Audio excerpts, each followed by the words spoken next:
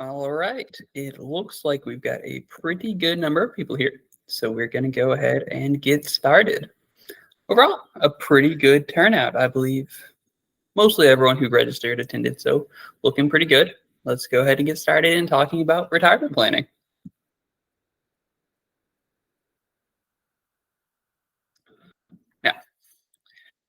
Now, I do want to just thank you guys for joining me today. I know that an hour of your time, especially 11 to 12, it can be tough to make it work around work, but a lot of you guys have really been enjoying these sort of mid-work day webinars, and I've enjoyed doing them. So again, thank you guys for coming today.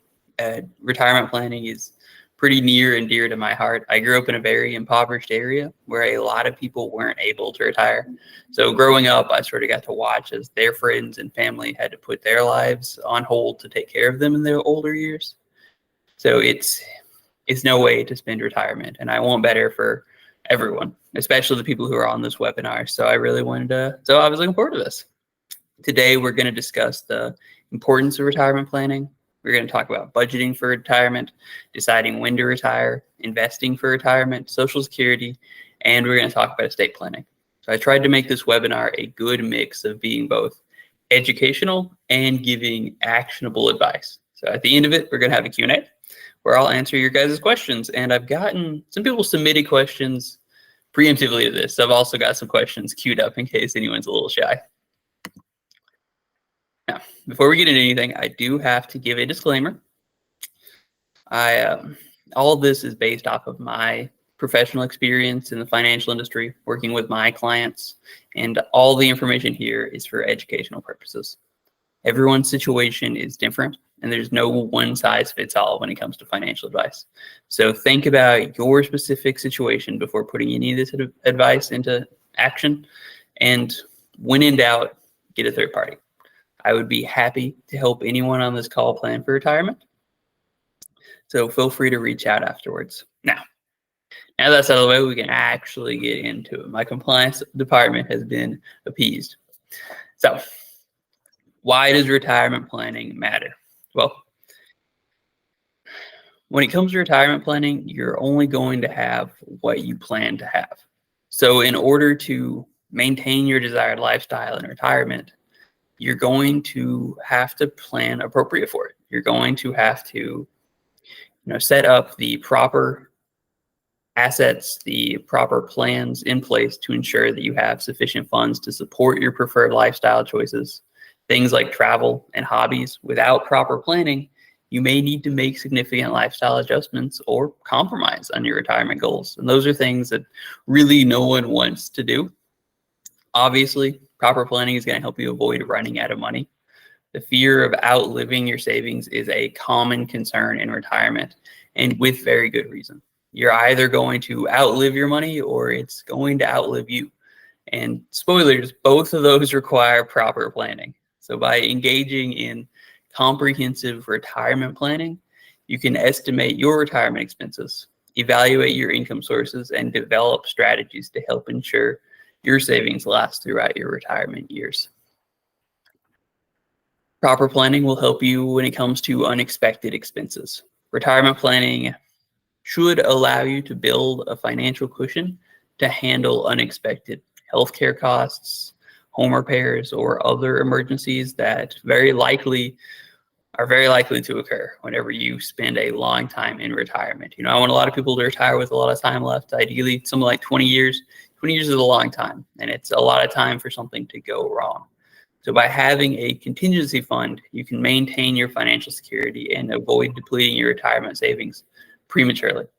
A lot of people don't realize that having an emergency fund in retirement is just as important, if not more important, than it is during your working years. Most people, they get to retirement, they have, a pool of money saved up, and they think that that's good enough. They can just have this single pool that they're going to live off of.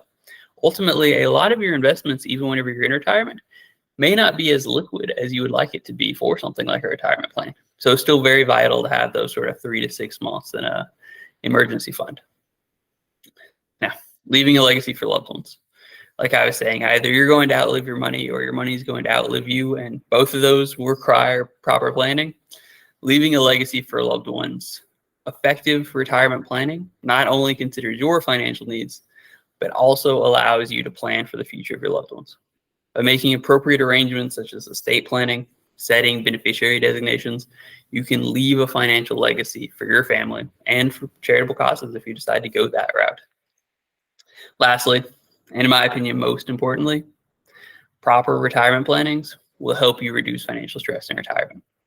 By having a solid retirement plan in place, you get to enjoy those golden years, exactly what you've worked for most of your life, knowing that you've made appropriate financial arrangements.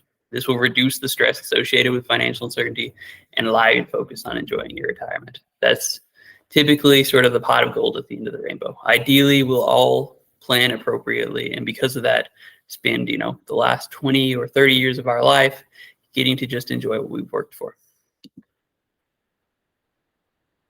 So the framework that we're going to go through in this presentation is basically 4 steps. We're going to go through determining your retirement needs. How do we create a proper plan? How do we figure out how much money we need to save? I'm hearing some noise in the background. Is everything working okay? Oh, okay. Never mind. It's just a couple of people. They already came in and I saw a question pop up. All right, no big deal. But welcome to any newcomers. So, as I was saying, the 4-step framework that we're going to go through in this presentation starts with 1, determining your retirement needs. So thinking through how much money and income you need in retirement. This really starts a lot with a budget. We're going to talk more about that on the next slide. And then we'll discuss the accounts you should open to store these retirement funds, followed by talking about how you're going to fund these financial goals with things like Social Security or a pension. And lastly, we'll discuss how to invest for retirement, as well as how to manage proper withdrawal strategy. When you get to retirement, what to do with your assets, especially what to do with the assets that are left over after you pass. So these are going to kind of be the 4 steps that we'll go through in this presentation. And then, of course, we do have that Q&A at the end.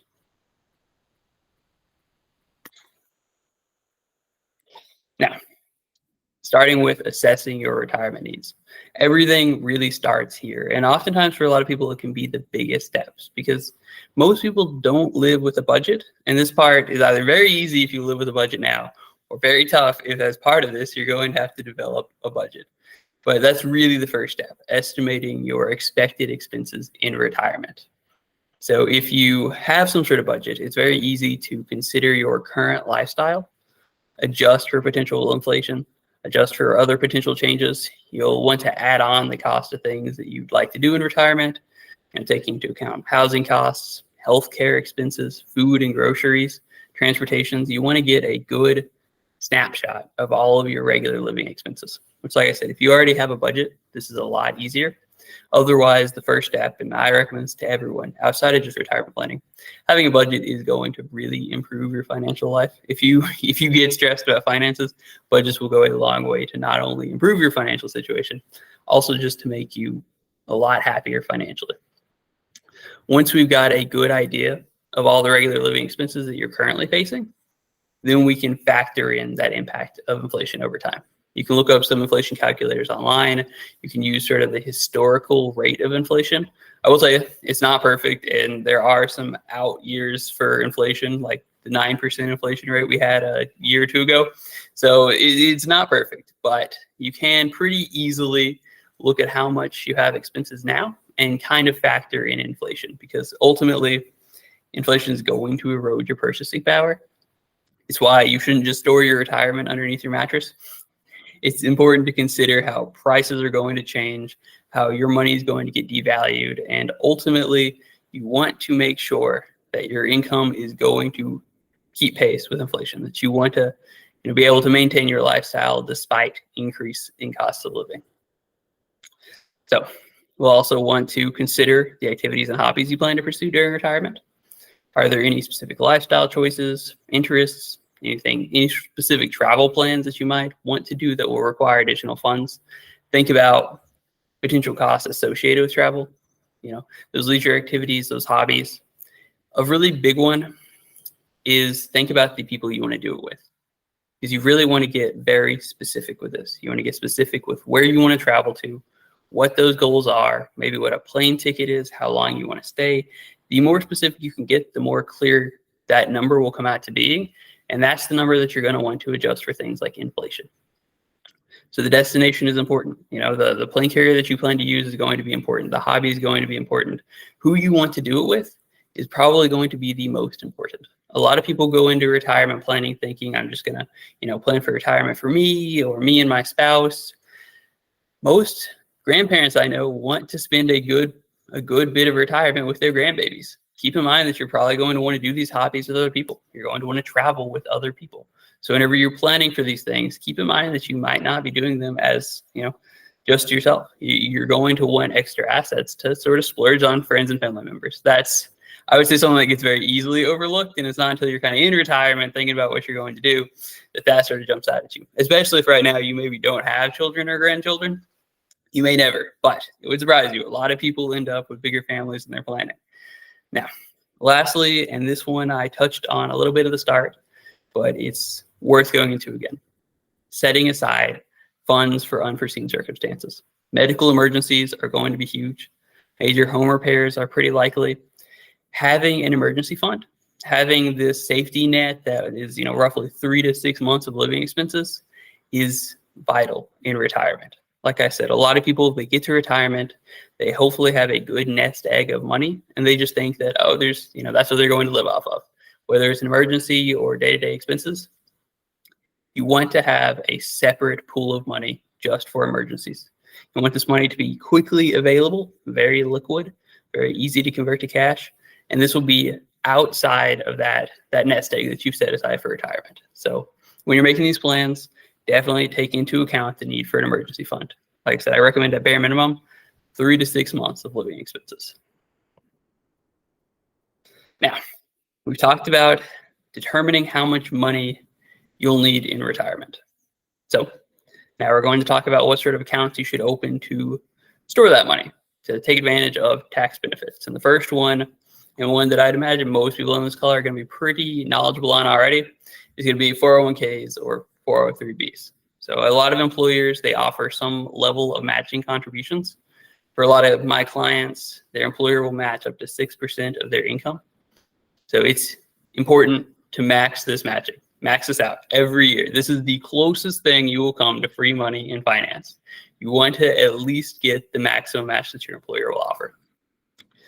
Outside of just that sort of free-ish money for that matching contributions to these plans are typically made on a pre-tax basis, meaning that that income is not subject to income taxes. So effectively, if you make, say, $50,000 a year and you want to put $5,000 away into your 401k, you would only pay income taxes on $45,000 that year. You've decreased your income taxes as well as set aside money in retirement and hopefully benefited from employee matches. So that's pretty big boon to your later retirement lifestyle. Now, it is important to keep in mind, though, that withdrawals in retirement are taxed as ordinary income. So you're kind of avoiding the taxes now, but you'll end up paying income taxes later in life.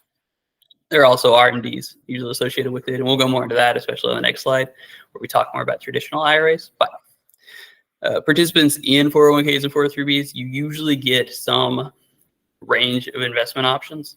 Mutual funds, target date funds are very common that I've seen, and both are good. If you want to buy diversification, mutual funds and target date funds are usually a pretty good way to go about it. I will tell you that target date funds, they're a bit of a touchy topic. They're a little bit limited in their scope. They are good, but they have some issues. And I know that we've got a slide specifically talking about investment portfolios, and I'll tell you my gripe a little bit more with target date funds then. Lastly, this is one that gets overlooked very easily: vesting periods. A lot of 401ks or 403bs may have vesting periods. Basically, this determines how much of the employer's contribution participants are entitled to if they leave the company before a certain period. So this is particularly relevant if, say, you've had multiple 401k accounts with multiple employers, or you intend on getting a new job closer to retirement. You don't want to go into retirement and realize that you aren't able to take advantage of as much of your employer's contributions as you originally thought because you didn't work there long enough to get that full vesting period completed.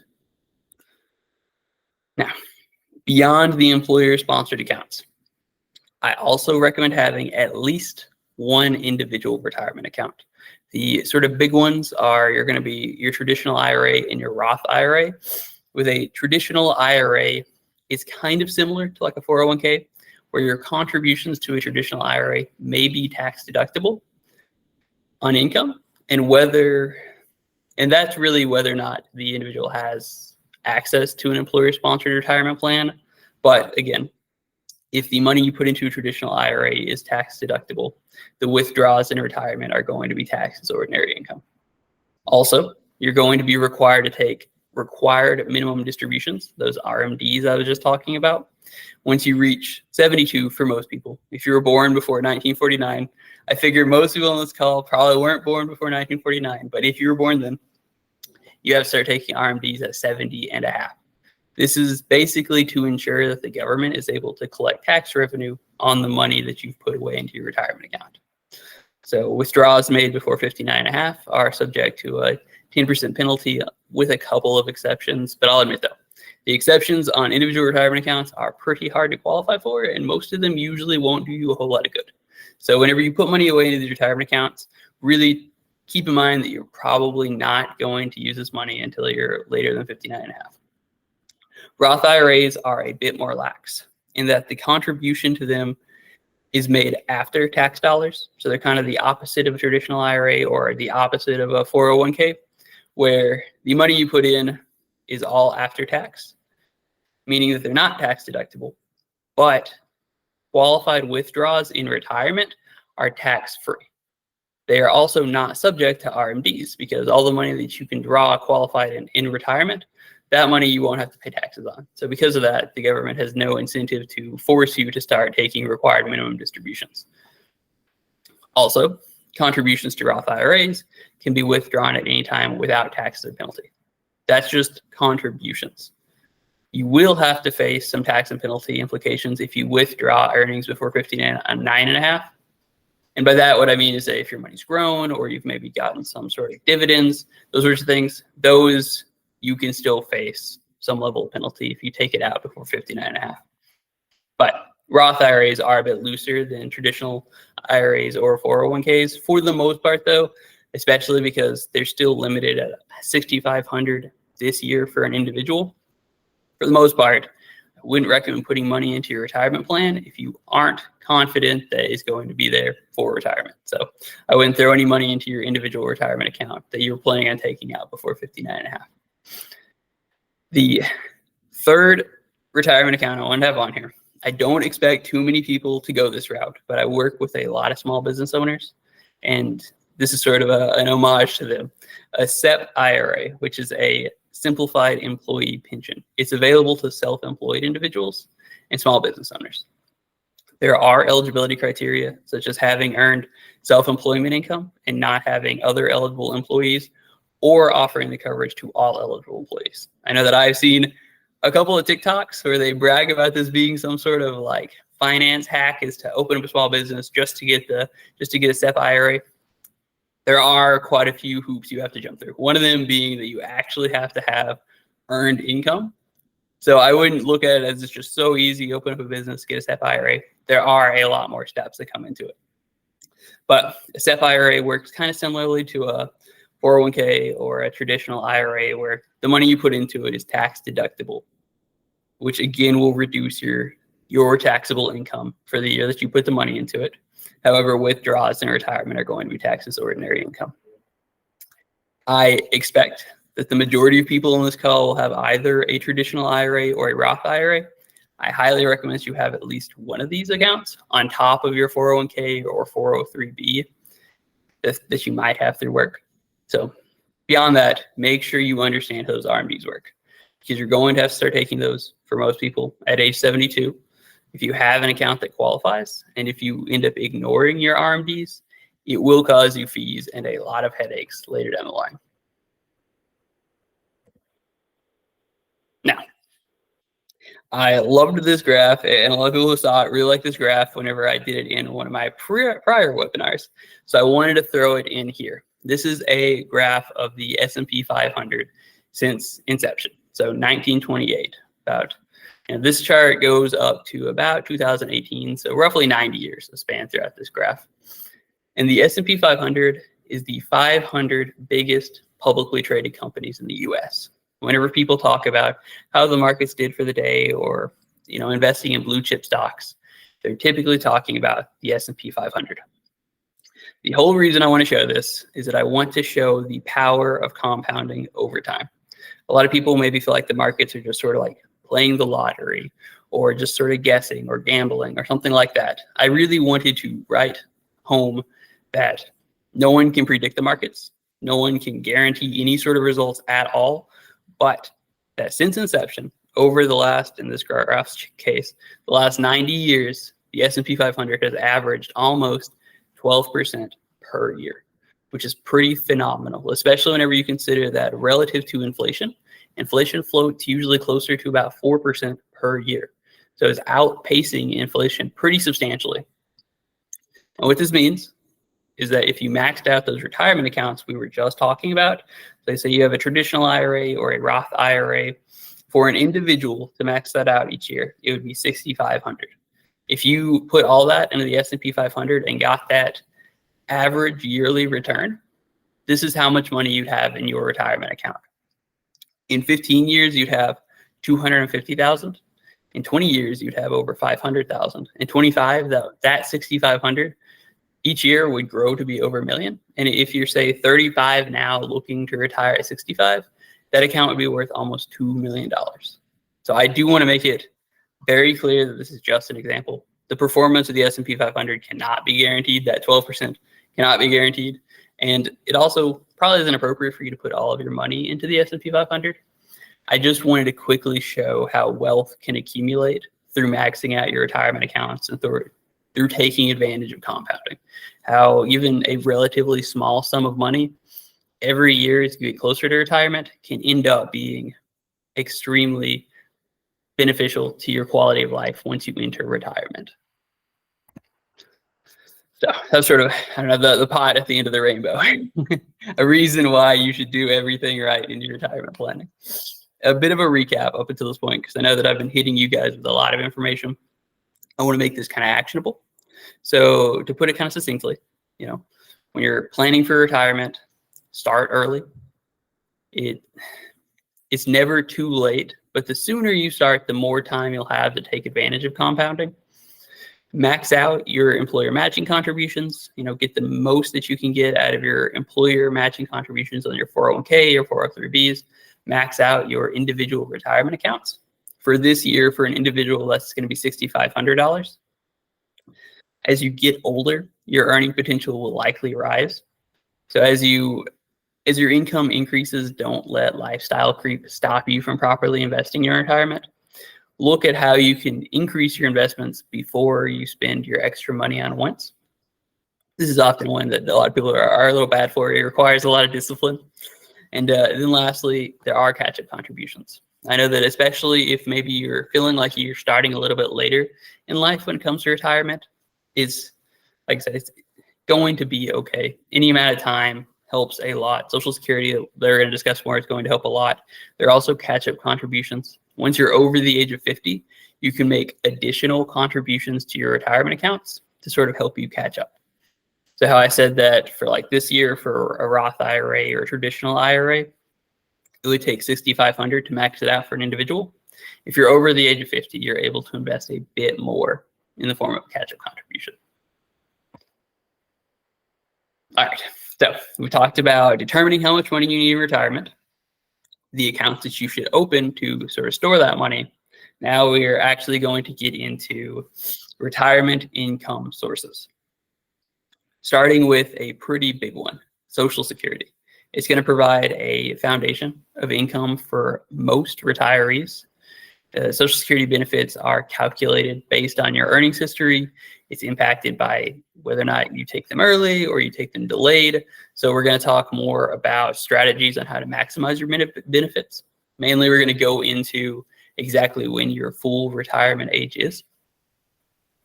Pension plans are going to be another one. If you're fortunate enough to have a pension, you want to evaluate its structure, understand its eligibility requirements, calculate how much income it'll provide during retirement, and consider any choices you may have to make, such as single life or joint and survivor options that can sometimes come with pension plans. Retirement savings, what we just talked about, your 401k, your 403b, those Roth IRA accounts, those are going to play a significant role in your retirement income. Evaluate your retirement account balances, determine a sustainable withdrawal strategy to make those income last. We're going to talk a little bit more about withdrawal strategies later on. And if you own any rental properties or real estate investments, consider potential income they can generate during retirement. Assess your property value, estimate the income you can expect from it. Also keep in mind that if you maybe own some real estate and do your own landlording, once you go into retirement, that may not be something you want to do or can feasibly do yourself. So you may end up having to hire someone or a property management company to come in and do it for you. Keep in mind that that will cut into your income if that's the route you plan on going for retirement. Also, this is a big one. Some retirees choose to work part-time or start a small business during retirement. It's something that I thought about a lot. One of my plans for retirement was I thought a lot about how I wanted to start a small business. I ended up doing that quite a bit sooner than anticipated, but who knows? I might start another one. Anyways, you want to evaluate if you have any desire to continue working. Think about potential opportunities that align with your skills and interests. You can have a great retirement while continuing to work part-time. It can be very fulfilling. My biggest advice is just make sure that you're doing something meaningful to you. The last thing you want to do is, if you've worked a job 30 years that you hate, decide, oh, I'm going to try to cut down to part-time hours in retirement. You're still going to be working a job you hate at part-time hours. My best advice is that if you end up working in retirement, it's totally okay. A lot of people do it. It's getting more common now, and it's a great way to improve the amount of income you have in retirement. Just make sure that whatever you're doing is meaningful and important to you. So, deeper into Social Security benefits. For most people, this is going to be a huge part of your retirement income. To qualify for Social Security benefits, you need to earn a certain number of credits during your working years. These credits are based on annual earnings. Generally, you need about 40 credits or 10 years of full-time work to qualify for Social Security benefits. Your full retirement age is dependent on when you were born, your FRA for short. Depending on when you were born, it will determine when you can get full retirement age Social Security benefits. It'll also determine the impact of claiming them early or claiming them delayed. And this is a pretty big turning point in your retirement. And it's something that you're going to decide, do I retire at 65? Do I retire at 67? Do I retire at 70? And this will have pretty pronounced impacts on your Social Security. And because of that, onto your retirement.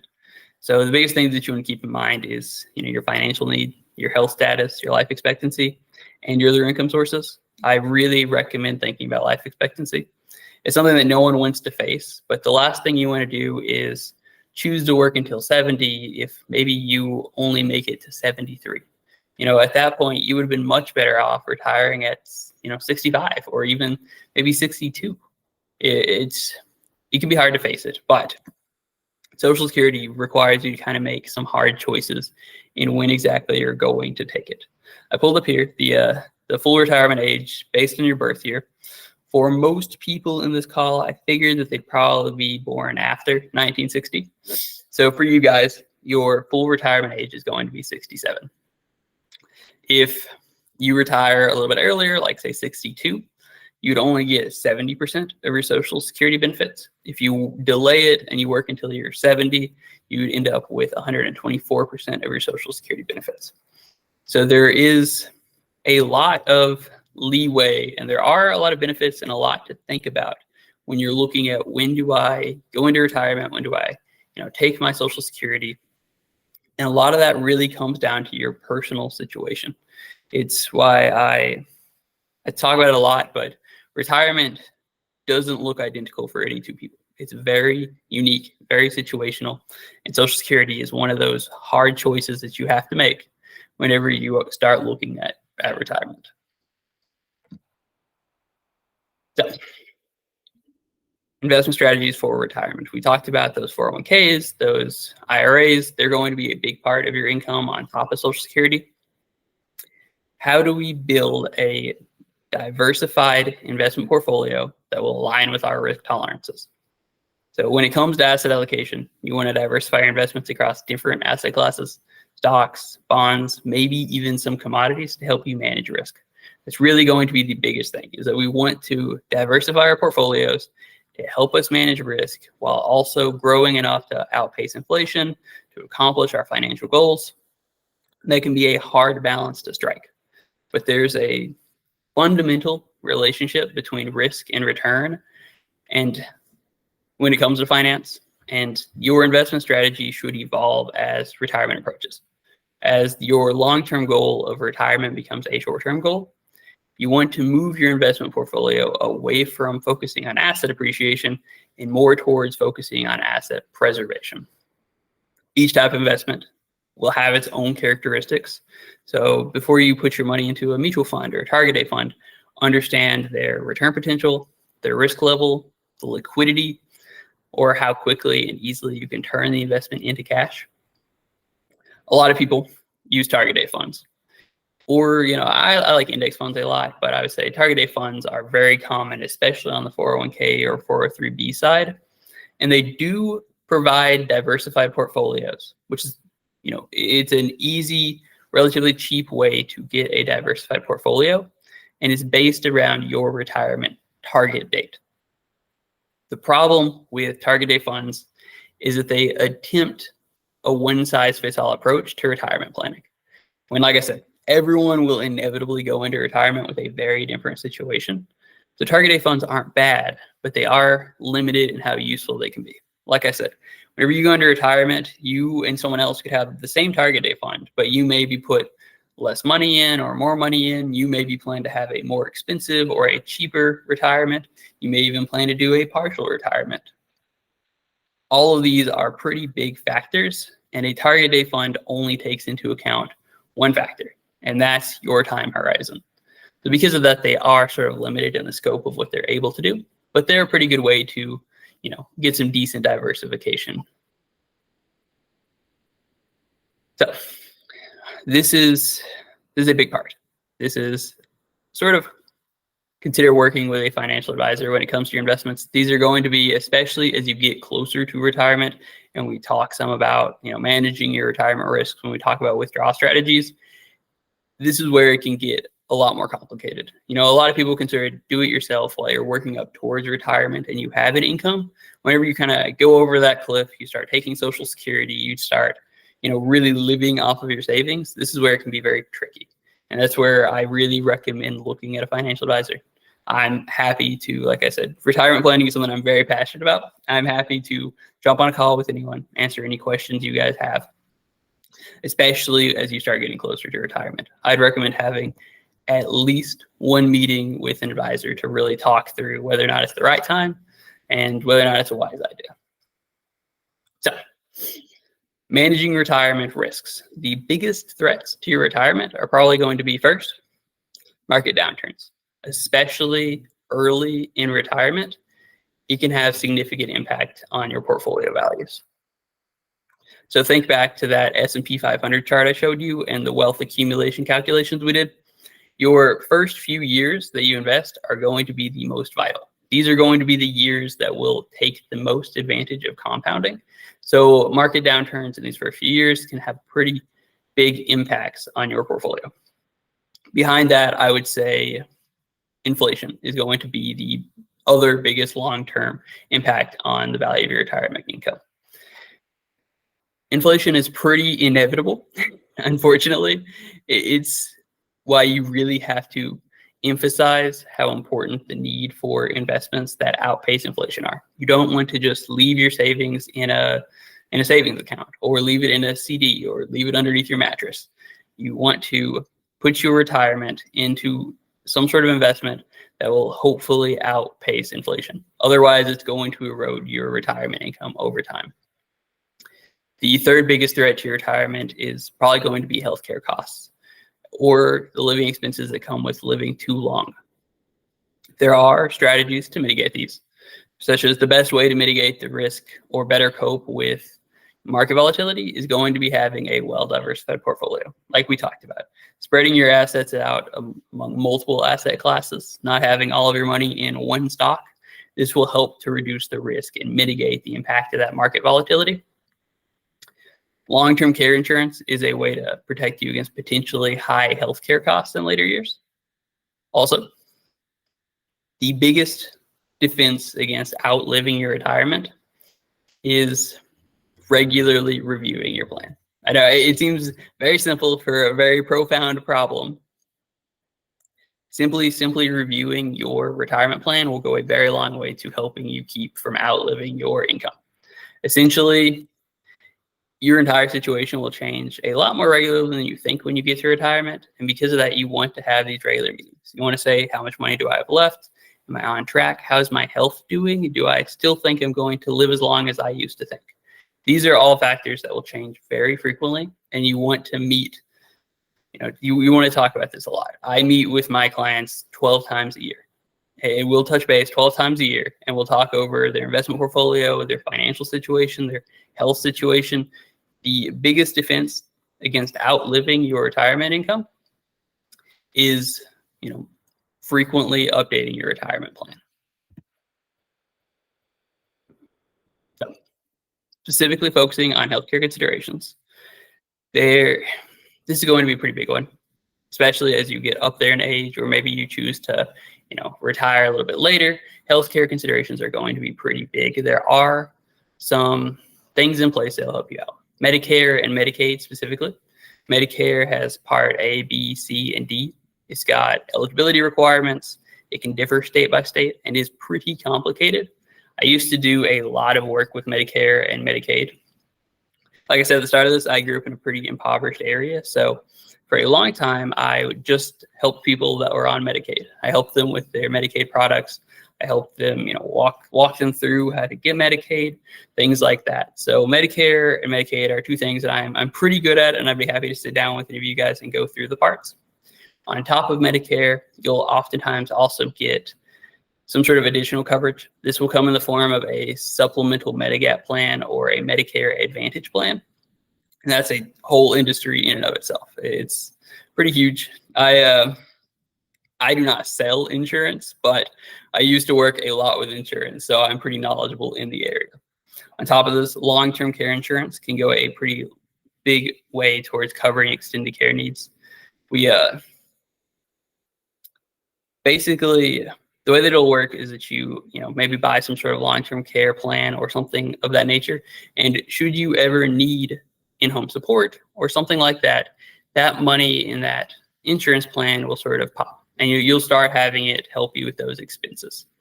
There are a lot of factors to consider when you're choosing a policy. There's coverage, there's premiums, elimination periods.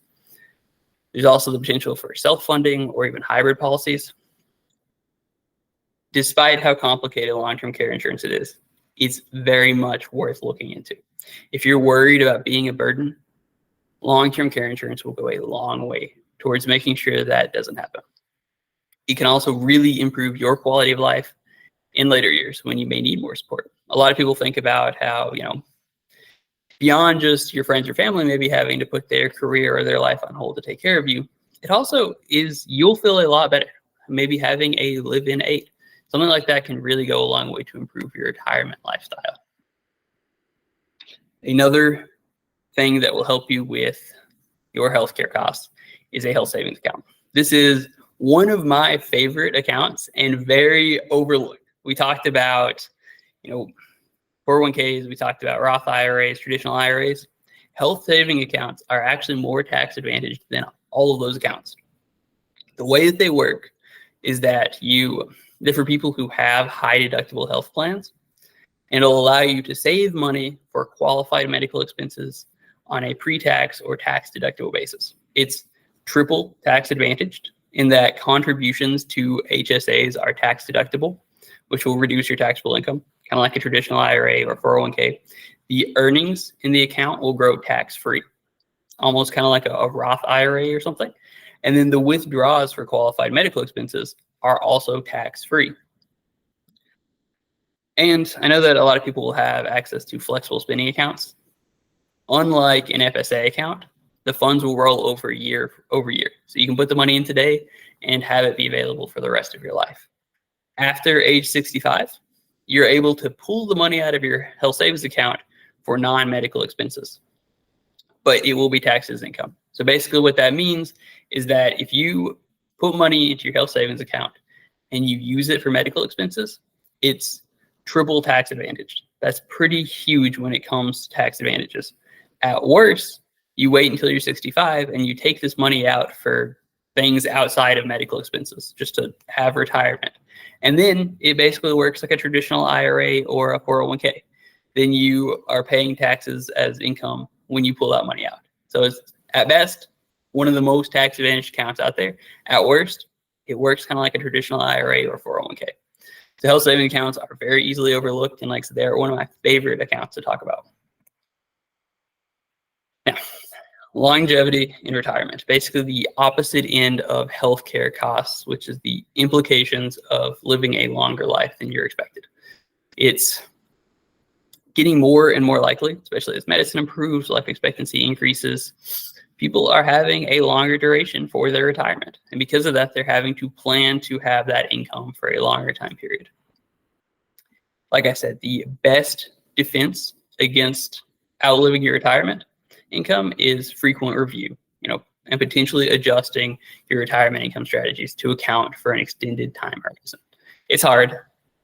It's especially hard to do it very frequently when you're busy in retirement and you have a lot going on, but you want to try and factor in potential healthcare, long-term care costs, accept that there's going to be an increased likelihood of needing these services with a longer lifespan.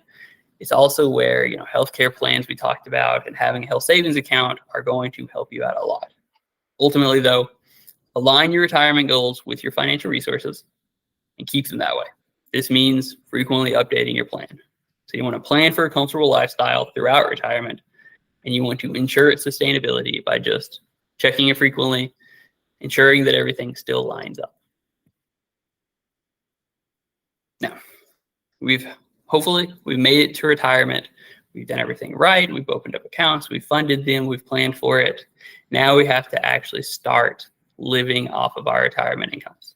And this can be a pretty complicated part. I do want to be clear that while these are some, rule of thumbs on this slide, moving into retirement is a situation that's very unique to each individual. Retirement and the expenses that come with it do not look the same for any two people.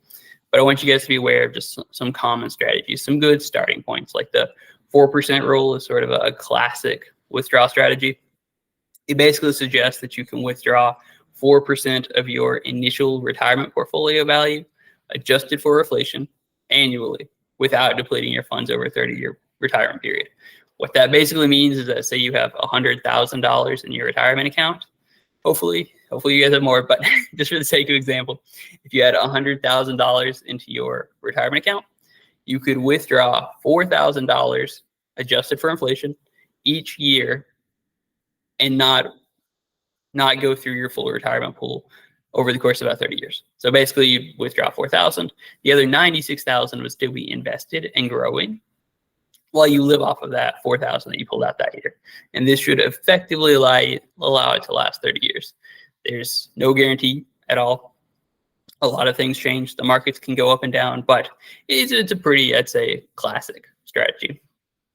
Beyond that, there's systematic withdrawals. So setting up regular predetermined withdrawals.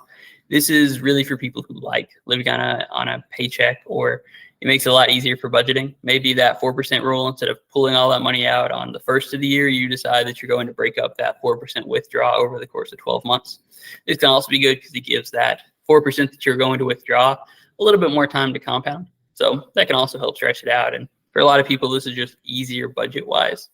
Annuities work kind of similar to this. They can provide a guaranteed income for life. And they'll usually do it on that sort of, they pay, quarterly or something like that type basis. It also helps to eliminate the risk of outliving your savings. Again, with when you're looking at your withdrawal strategies, consider the implications of required minimum distributions. Like I said, they will definitely bite you if you don't take into account required minimum distributions. So for most people, it's going to be 72. It'll surprise you that your tax situation can get more complicated after retirement than it was before when you were still working. Yeah. So we've done everything right. We've withdrawn our retirement in a way that has left us with a little bit of money left over. This is really where estate planning comes into play. So you spent your whole life accumulating this wealth. Anything that's left over, you're going to want to protect it, and you're going to want to efficiently transfer it to your heirs. To do this, you'll usually implement wills and trusts. They'll play a huge role in estate planning. It's important to have beneficiary designations and keep them up to date. I cannot stress that enough. Everyone should have an estate plan and keep it up to date. Much like your retirement plans, you want to review and maintain keeping your estate plans up to date. I recommend you usually have these conversations hand in hand. It's usually how I do with my clients. They want to talk about their retirement plans. We also will talk about their estate plans. So there are some situational strategies to minimize estate taxes. Things like gifting, charitable giving, and utilizing appropriate trusts. Those are a little situational and depend a lot on what you have going on. But even if you don't have heirs, you can choose to go the route of donating to charity. Philanthropic goals are, in my opinion, a really good way, especially if you get involved with charities when you're in retirement. It can be very rewarding, and things like charitable trusts can be a good way to donate to those after you die. So I know that I have hit you guys with a lot of information, hopefully not too much. But to sort of recap the 4 steps that we went through, the first one was determining your retirement needs, talking about your living expenses, your possible healthcare needs, how your expenses will change when you move into retirement. Then we talked about the accounts you should open. These are taking advantage of your employer match on your 401ks and 403bs. Maintain your individual retirement accounts. Max those out every year. Funding your financial goals. So create a budget, stay disciplined with investing, understand Social Security benefits and pension plans if you have those. Get to know what your income will probably look like in retirement. And we talked about managing your investment portfolio. Understand that retirement will go from being a long-term goal to being a short-term goal to now you're retiring tomorrow. So you want your investment portfolio to change with it. All right. I cannot thank you guys enough for coming. Like I said, I love talking retirement planning. It is finance in general is a big passion of mine, but I especially love talking retirement. So if you guys have any questions, we've got it open for our Q&A session at the bottom of your screen, or maybe there's an arrow on the bottom right-hand corner. You should be able to ask some questions. I'll go through it and answer for you guys. I had some people submit it ahead of time, so I've got some questions already queued up if anyone's feeling shy. And then on the right side of this is my contact information. Again, I'm Chad Lively. I'm the lead financial planner with Lively Financial. I work a lot with retirees or people looking toward retirement, so I'd be happy to help anyone that's on this call. If you have any questions, feel free to give me a call, shoot me an email, or you can go to the website and book a time with me. All right, I think we are good to go with some Q&A questions. First one, how much money do I need to retire comfortably, and how can I calculate my retirement savings goal? This depends on a lot of factors very specific to you. The amount you need to comfortably retire is going to vary person to person. A common guideline is to aim for retirement savings equivalent to 10 to 12 times your annual income. At this rate, with a good budget and your investments continuing to compound while you're in retirement, you'll hopefully be able to stretch that out over the remainder of your life. What are some strategies for maximizing Social Security benefits, and when should I consider claiming them? So really, most of the strategies around Social Security benefits is determining when your full retirement age is and determining if you want to delay taking them until age 70 for a larger monthly payment. The best strategy will depend on your unique situation. Your health and financial needs are going to be pretty huge. Health and life expectancy being the big ones, in my opinion. But that's really going to be what you want to look at when you're determining when do I start taking Social Security. What investments do you recommend to create a diversified retirement portfolio? Diversification is more about spreading your investments across different asset classes like stocks, bonds, real estate, I said maybe even commodities to reduce risk. So you can achieve this by investing in, I said, mutual funds, Target date funds can usually do a good job. Exchange traded funds. I like index funds a lot, especially if you're very newer to the investment space. They're lower expense than something like most mutual funds are, and they're a pretty good way to get involved in diversifying your portfolio. So I would take a look at index funds. Can you go over the key differences between traditional IRAs and Roth IRAs again, and which one is more suitable for my retirement plan? Traditional IRAs offer tax-deferred contributions and tax deductions, while Roth IRAs provide tax-free withdrawals in retirement. Basically, your choice should depend on your current tax situation and whether you prefer the tax benefits now, which would come from a traditional IRA, or you want the tax benefits in retirement, which would come from a Roth IRA. There are a few other factors that go into it, but that's sort of I'd say a pretty boiled down way to look at it. How can I prepare for potential medical costs? So healthcare costs are going to be a pretty significant consideration in retirement. You want to plan for things like insurance premiums, plan for co-pays, plan for long-term care expenses. Consider a healthcare savings account. I love talking about those. And you want to explore your Medicare options. Really get to know your health insurance situation. And that's a good place to start whenever you're trying to figure out medical costs. How can I ensure that my retirement savings last throughout my retirement years? So this really comes down to budgeting and how long you live. There really is no way to guarantee you don't outlive your retirement, but to best ensure the longevity of your savings, you want to follow a sustainable withdrawal rate.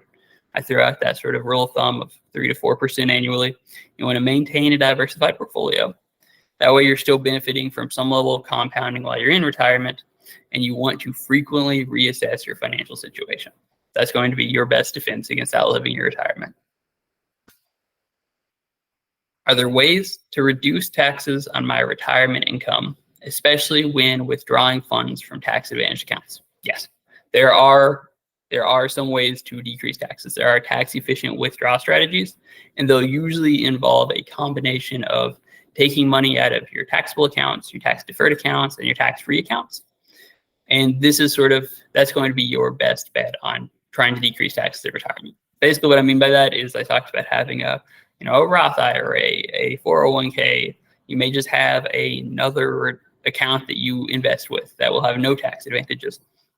Whenever you're taking money out to live off of in retirement, maybe you're focusing on that 4% rule. So you're taking 4% out of your total pool of money each year.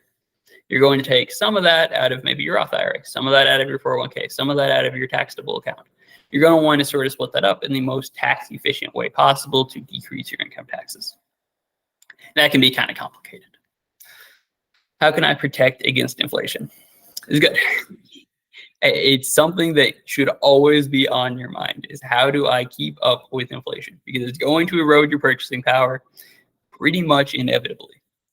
To counteract this, really the only strategy is to invest in assets that have historically outpaced inflation.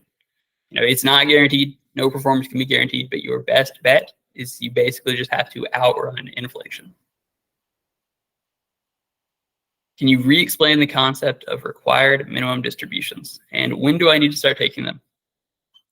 RMDs are IRS mandated withdrawals from your retirement accounts, traditional IRAs, 401ks.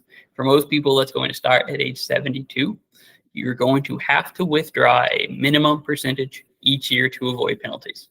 The IRS calculates your annual RMD amount based on your account balance at the end of the prior year, your life expectancy. They use the IRS's uniform lifetime table, and the percentage you will withdraw is going to increase as you get older. Typically, you have until April 1st on the year following the year you turn 72 to take your first RMD. And then after that, RMDs are going to be taken by December 31st of each year. If you fail to take your RMD, it can result in a penalty of 50% of the shortfall. So whatever you didn't take, you could face a penalty of 50% of that shortfall. So it's pretty crucial to plan ahead and ensure that you withdraw the required amount on time to avoid those penalties. what are the advantages and disadvantages of annuities as a source of retirement income? So I like this question because we kind of glazed over annuities, and annuities can be a pretty complicated topic in and of themselves. Kind of like long-term care insurance, for example. But some advantages to annuities are, guaranteed income. On most of them, annuities can provide a predictable, steady stream of income, which can be ideal for covering those essential expenses in retirement. Longevity protection. Some annuities offer income for life. So this will ensure that you don't outlive your savings. There are also sometimes tax benefits that come with annuities. They can sometimes grow tax deferred until you start withdrawing for them. And some have tax-free withdrawals for certain situations. They also provide asset protection. So they can offer creditor protection in some states, which will safeguard your money from legal claims. That one's a little bit more niche, but I figured it was worth mentioning. Disadvantages, lack of liquidity is the biggest one first and foremost. Annuities typically have limited or no access to your principal once you start receiving income, which will really greatly reduce your flexibility. Fees and expenses. Annuities will usually come with fees. They'll typically have something like a mortality and expense charges, administrative fees, and surrender charges for early withdrawals. They're also very complicated. The various types of annuities, there's fixed, variable, indexed, probably some that I've never even heard of, and their terms can be complex, and this can make it pretty important to understand it because ultimately you're going to be signing contracts when you enter annuities. And like I talked about with the lack of liquidity and things like surrender charges or early withdrawals, they can be complicated and you really want to know what you're getting into. Lastly, inflation risk is pretty big when it comes to annuities. Fixed annuities specifically may not keep pace with inflation, potentially meaning that your purchasing power won't keep up with cost of living. So they're not bad necessarily, but I will say that they're complicated and they're not as perfect for everyone as a lot of insurance company would like you to believe. So definitely do your research before you go into it.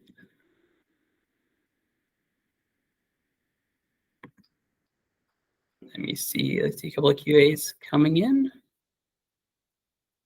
Okay. Is there a limit to the amount of W-2 and 1099 work/income you can do/get during retirement? I've never heard of anyone working during retirement. I'm interested in the potential restrictions on this. What qualifies as retirement aside from age? So there are definitely limitations in it. You can decrease your Social Security income by working, and a lot of that does depend on your full retirement age. Depending on when you start taking Social Security, it can depend on how much income you can make outside of just Social Security. A lot of these really do depend on the situation, depends on the work you're doing, not really like the type of work you're doing, but you talked about being a 1099 or a W-2. So a lot of it does sort of depend on those types of situations. But ultimately, what you'd want to look at is when should I start taking Social Security to continue working and still get my full Social Security amount.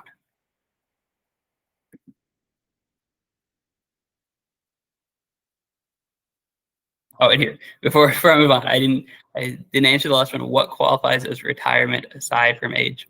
Really, I mean, outside of IRAs, you can't start withdrawing for them until 59 and a half without facing penalties. Social Security, your full Social Security is probably 67.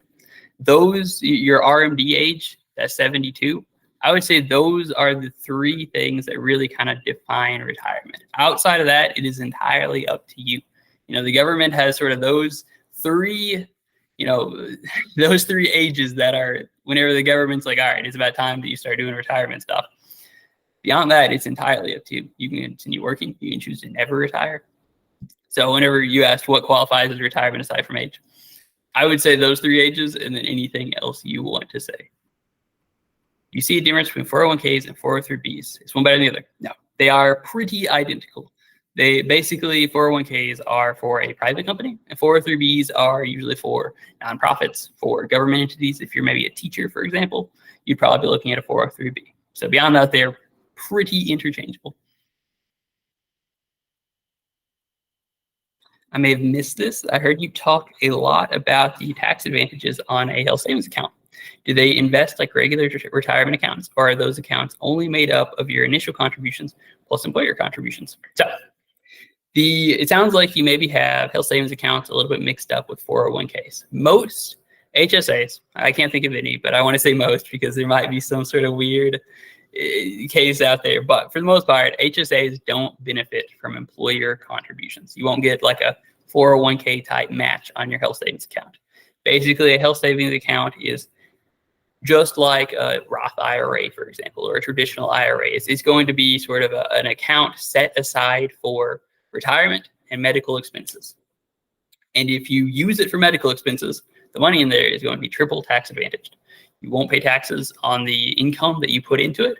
You won't pay taxes on the income that grows inside of it. And you won't pay income on the money you take out of an HSA if you use it for proper medical expenses.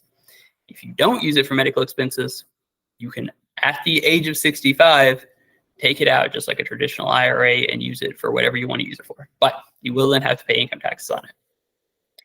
So like I said, it's at best triple tax advantaged. At worst, it's kind of similar to a traditional IRA.